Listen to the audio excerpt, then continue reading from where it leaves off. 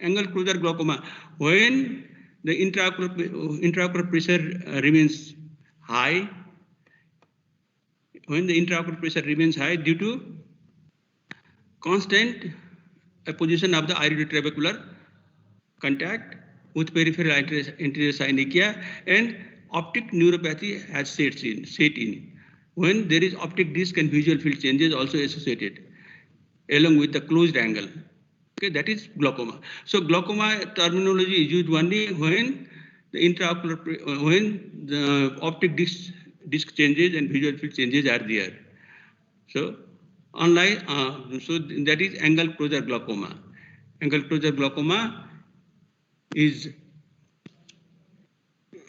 closed angle, increased intraocular pressure with iridotrabecular contact and peripheral anterior synechia more than 270 degree, okay, with optic disc and visual field changes. So optic disc changes sets in glaucoma.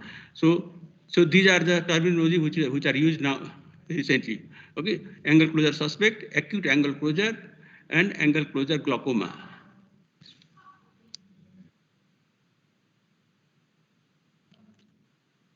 So what are the stages of progression from angle closure to angle closure glaucoma?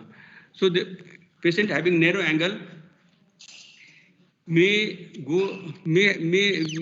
have intermittent angle closure. Intermittent angle closure means the patient have occasional headache, occasional color halos, and occasional diminution of vision, which is usually aggravated by dim light, okay, dim light and prone position in reading. Okay, these can precipitate. These patient may have intermittent angle closure. Intermittent angle closure, but the intermittent angle closure is usually corrected. It is usually corrected when the patient goes to lighted area. Okay, so this is intermittent angle closure. In intermittent angle closure, only the patient have occasional headache and colored halos, but that is corrected on its own. And subacute angle closure, when the patient in subacute angle closure, the symptoms becomes more frequent. Okay, this occasional colored halos, headache, blurring of vision, they become more frequent, and intraocular pressure also is raised, but it is not much raised, and the angle is and the eye is it is not congested in subacute angle closure. Okay, the frequency of attack is increased. Frequency of attack is increased, but it is the intraocular pressure is not very high, so that the eye is not congested, but still there is closed angle. That is subacute angle closure. Now, acute angle closure, when the patient has high intraocular pressure, congested eye, okay, that is this was usually used to be termed as acute angle closure glaucoma before. Okay, in acute angle closure, intraocular pressure is very much raised, eye is very much congested, pupil is semi-dilated, and on gonioscopic examination, there is total closure of the angle.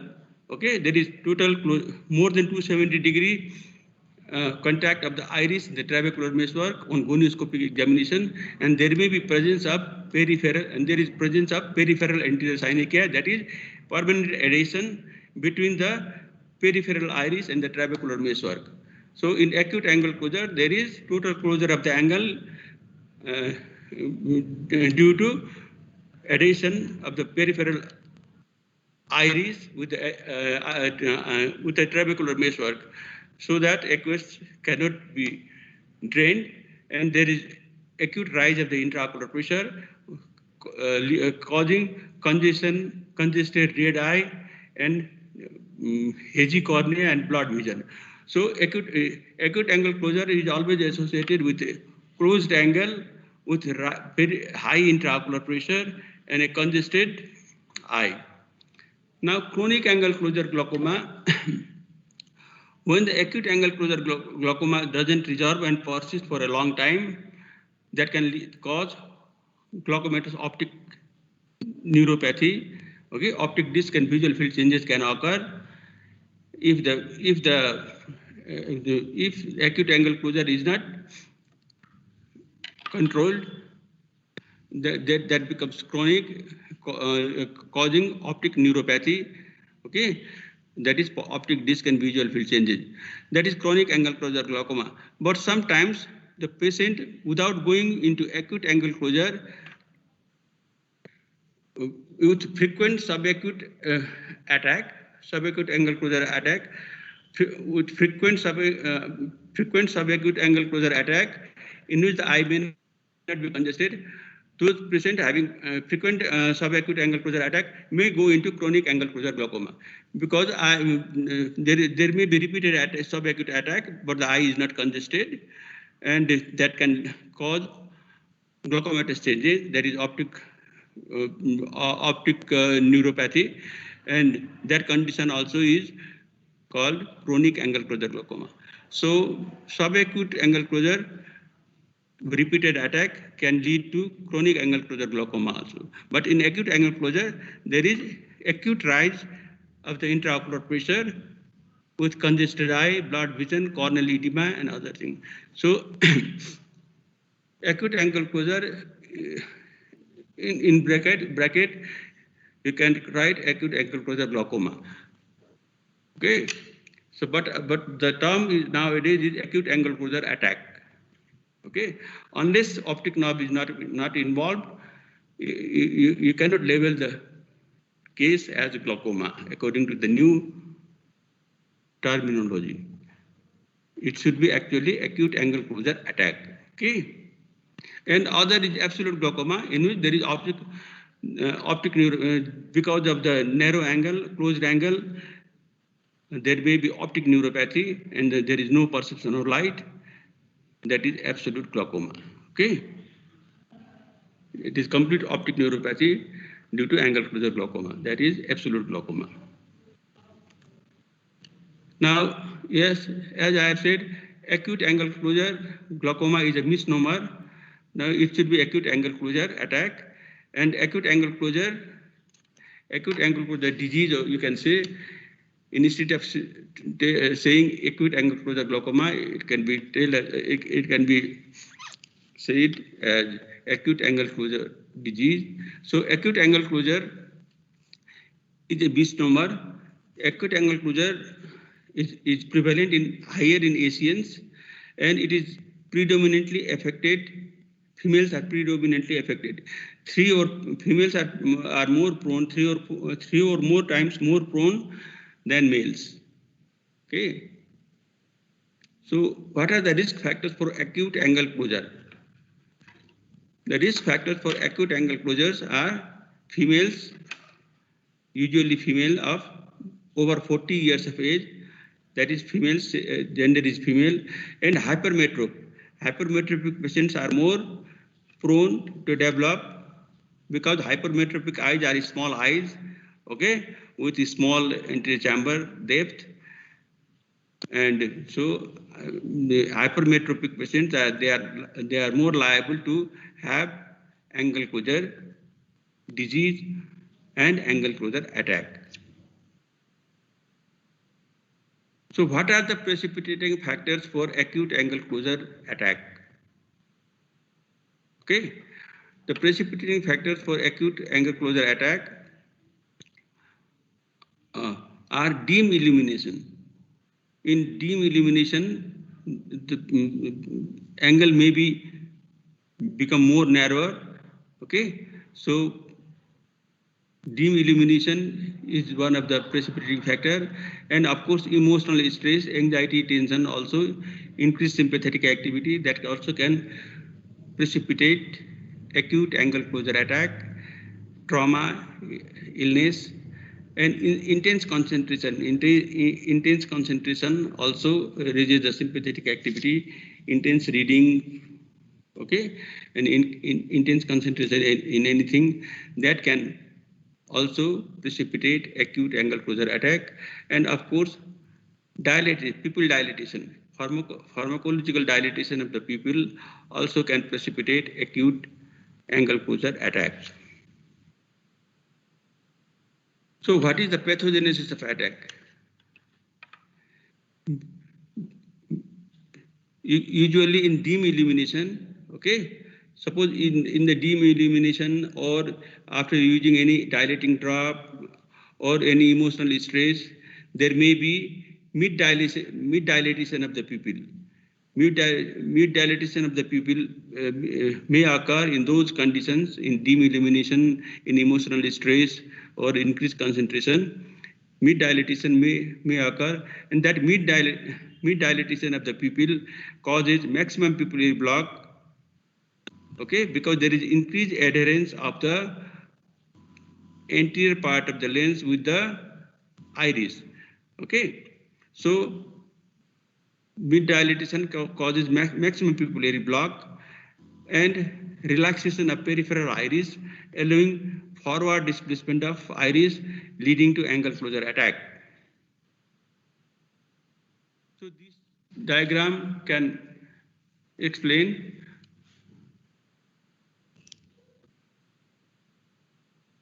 So this is the sorry.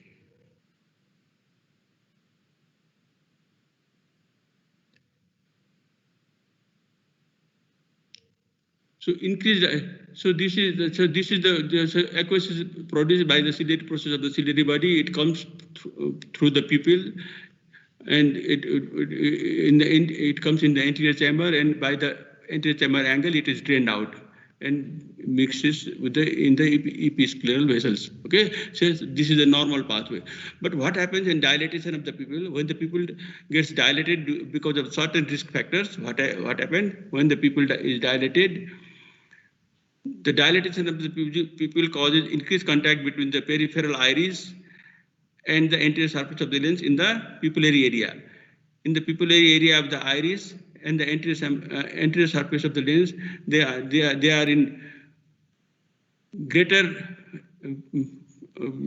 greater apposition, so which can lead to pupillary block. Pupil cannot come through the pupil anteriorly. There is relative pupillary block. So what happens when there is relative pupillary block? The pressure in the posterior chamber is increases. Pressure in the posterior chamber is increases, and increased pressure in the posterior chamber causes iris bombi. Iris is pushed anteriorly. Okay, increased pressure because of the pupillary block. There is increased pressure in the increased pressure in the posterior chamber, which pushes the peripheral iris forward anteriorly. Okay, and that causes iris bombi, and that pushing of the peripheral iris by the increased pressure in the posterior chamber, the pushing of the peripheral iris obstructs the angle. See. So there is adhesion between the peripheral iris and in the angle region. So it obstructs the angle, causing rise in intraocular pressure. So this is the mechanism. Okay. Dilatation of the pupil, the risk factor, that causes pupillary block. Aqueous cannot flow from the posterior chamber to in the anterior chamber due to relative pupillary block. That can cause increased pressure in the posterior chamber.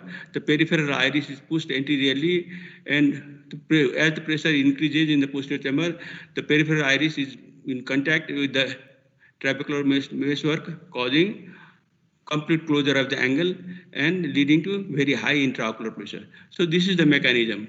Okay. So how a patient of acute angle closure attack will present? Usually the clinical features are maybe because of the acute pain and congestion, patient may present at the emergency unit of the hospital There is patient complaint of sudden onset of acute pain in eye and that part of the head, okay? And there is diminution of vision. There may be colored halos around the bulb. So these are all due to corneal edema. The diminution of vision and the colored halos around the bulb is due to corneal edema caused by raised intraocular pressure. And there may be lacrimation and lid edema. It may be due to irritation of the corneal nerves, okay, due to raised intraocular pressure. And as the patient is emotionally disturbed, the patient may have anxiety and fatigue, and may have nausea and vomiting. So patient may have these clinical features, okay?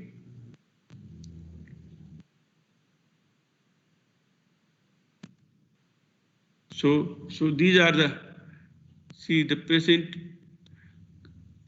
come in acute angle closure. In acute angle closure attack, patient may present with acute red eye, okay? Acute red eye, mid-dilated pupil is dilated, okay? Congested eye, mid-dilated pupil, and cornea also is hazy. So because of the corneal edema, see it is not transparent. Cornea is haziness of the cornea due to corneal edema because of raised intraocular pressure and closed angle on gonioscopy.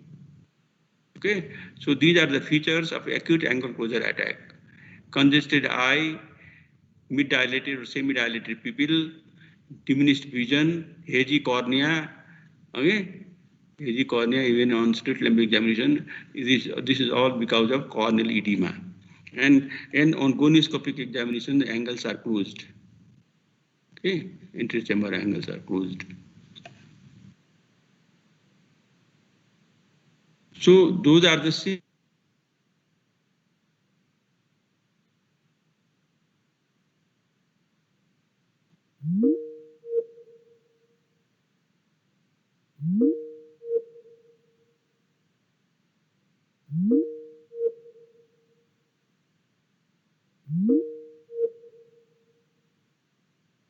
Raised intraocular pressure, these all are the signs. And the anterior chamber depth is shallow. Anterior chamber depth is very shallow, okay? And pupil is mid-dilated and vertically oval. Semi-dilated pupil, vertically oval pupil. And on gonioscopic examination, the angles are closed. None of the structures of the anterior chamber angle is visible. The other day I have told that on gonioscopic examination, in open angle, all the anterior chamber angles are visible, like ciliary body, trabecular meshwork, everything is visible. But in angle closure attack, the angles are closed as seen on gonioscopy. And intraocular, as the angles are closed, aqueous cannot be drained out through the anterior chamber angle, and the intraocular pressure becomes very high, which may be over 60 or 70 millimeter of mercury. And because of the high intraocular pressure, there may be some inflammation in the iris, which is as seen by presence of cells in the anterior chamber. Okay, and glaucoma flecken may be seen on the anterior capsule of the lens. So these are the signs of acute angle closure attack: reduced visual acuity, congested eye, circumcorneal congestion, hazy cornea due to corneal edema caused by raised intraocular pressure, shallow anterior chamber depth, vertically oval and mid-dilated pupil, closed angles on gonioscopy, intraocular pressure very high, more than 60 millimeter of mercury, and because of the high intraocular pressure, there may be some amount of iritis, which results in presence of cells in the anterior chamber, okay, and glaucoma fleckens, which is seen in the anterior capsule. It is due to necrosis of the anterior capsular epithelium of the lens. Okay, so see, these are after the attack, the patient may have, you can see such signs: very shallow anterior chamber depth, okay, shallow anterior chamber as seen on slit lamp examination. So the anterior chamber is very shallow. This is cornea, this is the iris, and see the space is very shallow. This is on slit lamp examination. So anterior chamber depth is very shallow, and iris may go into atrophy after the attack. Okay? There may be some atrophy, whitish patches on the iris, okay? Iris atrophy, and glaucoma flecans. Glaucoma flecans are the necrosis of the anterior capsular epithelium. Okay, necrosis of the anterior capsular epithelial cells. These are the glaucoma flecans. Glaucoma flecans occurs due to necrosis of the anterior capsular epithelial cells of the anterior capsular epithelial cells of the lens. Okay, in the anterior capsule, the cells undergo necrosis and leading to this type of fleck-like things in the anterior capsule of the lens. So these are the glaucoma flecans. These are the signs which are seen after the attack. Shallow anterior chamber, iris also undergone into atrophy.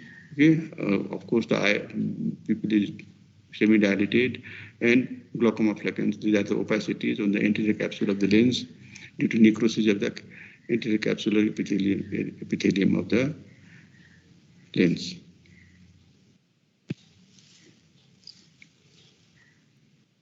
So what happens to the optic nerve head in acute angle closure attack? It is often difficult. It is difficult to evaluate the disc because of hazy cornea due to corneal edema. So evaluation may be done after clearing the cornea disc, after the clearing of the corneal edema, okay, which may take some time. And in that condition, disc hyperemia is seen in acute angle closure attack. Disc is hyperemic. Okay, initially it becomes difficult to visualize the disc on fundoscopy because of the hazy cornea, but after the corneal edema subsides, if it is evaluated, the cornea happens to be hyperemic. And prolonged or repeated attack of acute angle closure attack, prolonged or repeated attacks of acute angle closure can lead to optic atrophy, and thus the condition is known as chronic angle closure glaucoma.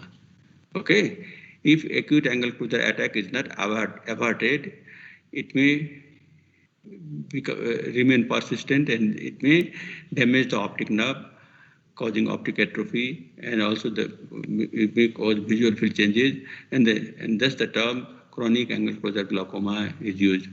But as I have said earlier, sometimes even without going into acute angle closure attack, even subacute attack in which the eye is not congested, but progressively the anterior chamber angle may be closed. In that condition, also chronic angle closure glaucoma can occur.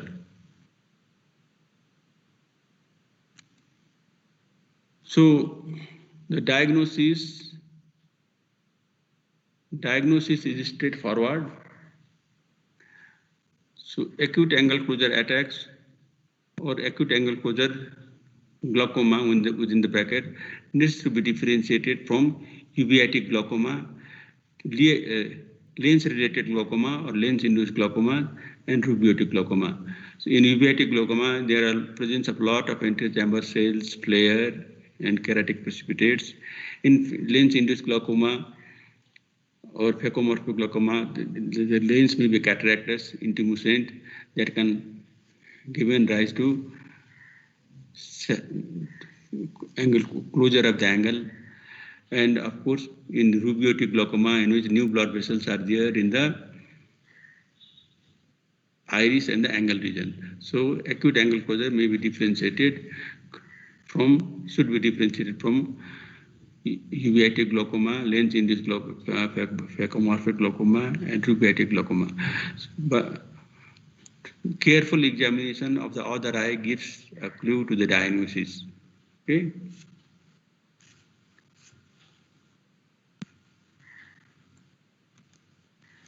So what is the management of acute angle closure attack? So main aim of the treatment, main aim of therapy is to bring down intraocular pressure as early or as quick as possible. Because if the intraocular pressure remains high because of the closed angle, then that can lead to optic nerve damage, leading to glaucomatous changes and subsequently optic atrophy. So principal therapy is to bring down the intraocular pressure as quick as possible. So for that purpose, the patient is to be admitted and the patient should be counseled and make anxiety free as far as possible. Okay? Because emotional stress also can cause a lot of sympathetic activities and patient is not comfortable and attack may not be controlled. So counseling also is very important to make the patient anxiety free. And of course, the drugs are the mainstay of treatment. IOP lowering drugs should be given. And of course, inflammation is to be reduced by giving some steroids, eye drop, and subsequently laser therapy is the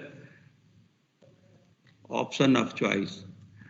Now, in medical therapy, as the patient presents with very high intraocular pressure, in acute angle closure attack,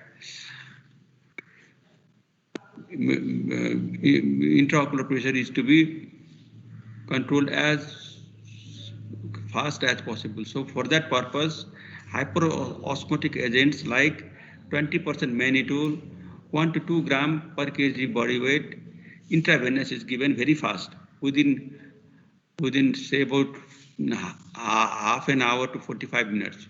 It should be given very fast, and even oral glycerol 1 to 1.5 gram per kg body weight with lemon water may be given, but glycerol patient cannot swallow glycerol because the taste is very unpleasant. So hyperosmotic agents like mannitol and glycerol, they raise the serum osmotic pressure that withdraw the fluid from the eye, particularly from the vitreous, and there is vitreous dehydration. The vitreous dehydration allows the lens to fall back and thereby causing deepening of the anterior chamber.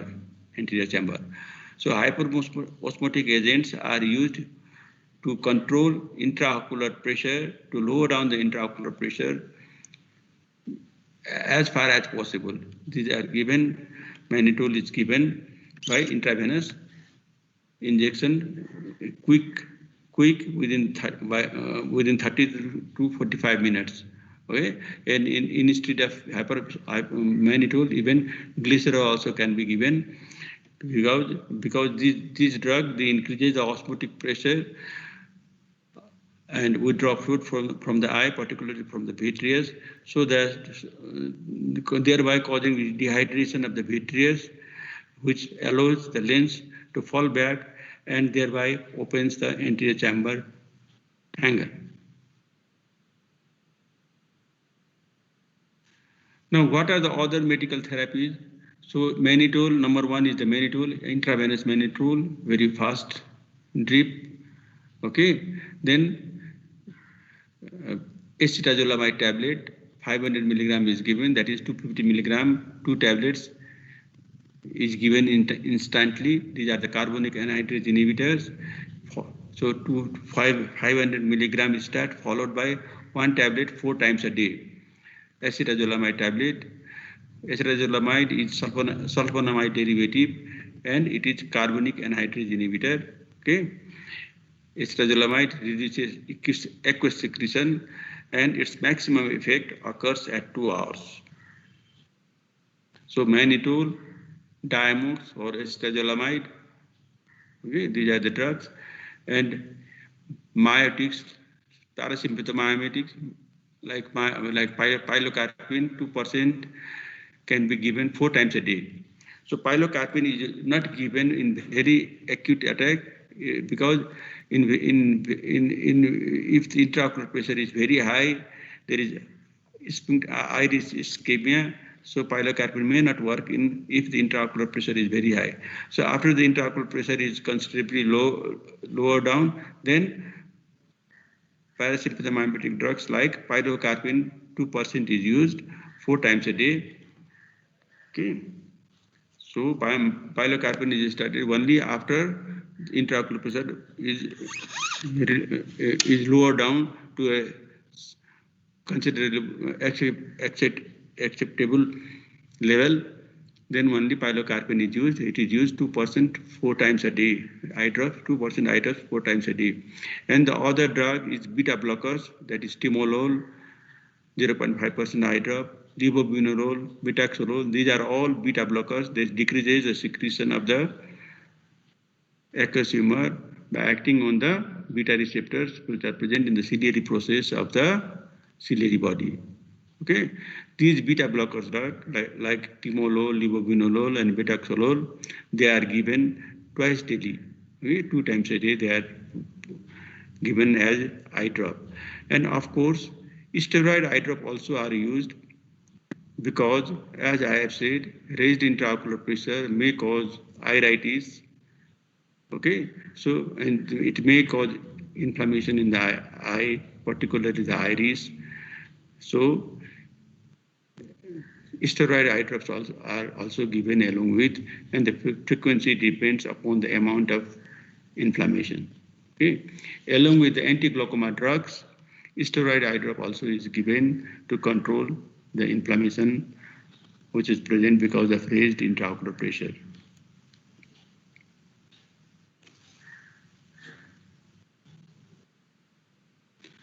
Now, fellow eye also should be take care, okay, because fellow eye, because angle closure is an anatomical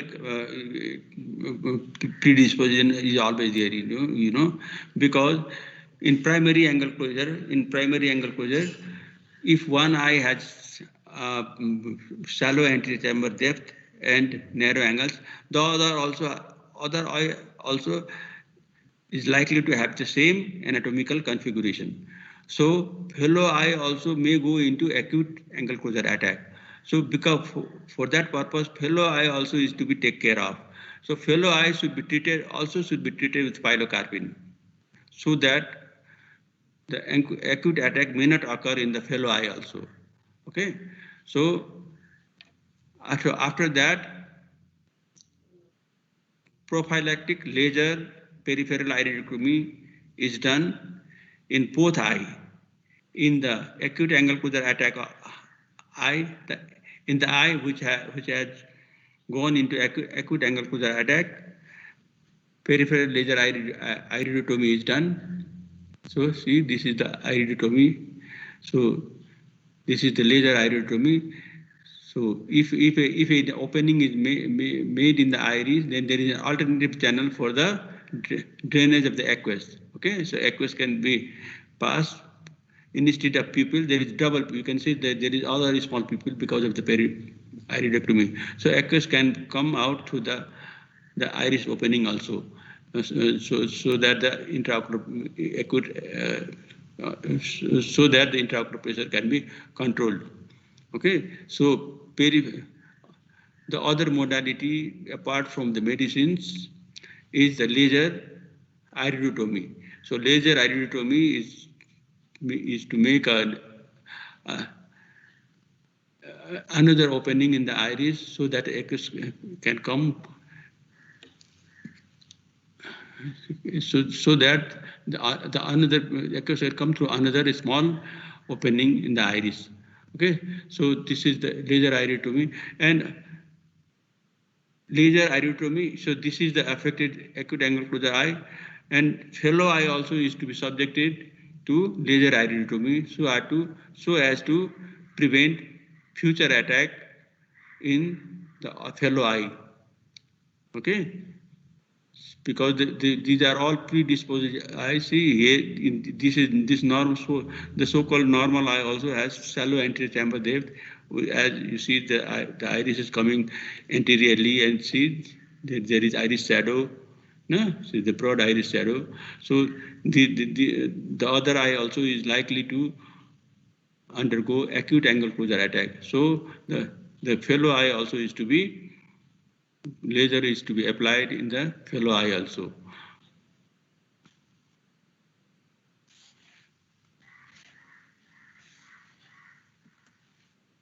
So what you should be doing? Proper diagnosis is important.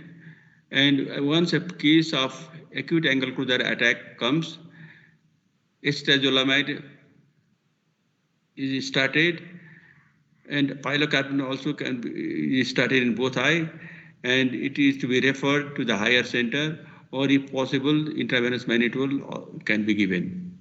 Okay, in the place where there is facility of giving intravenous.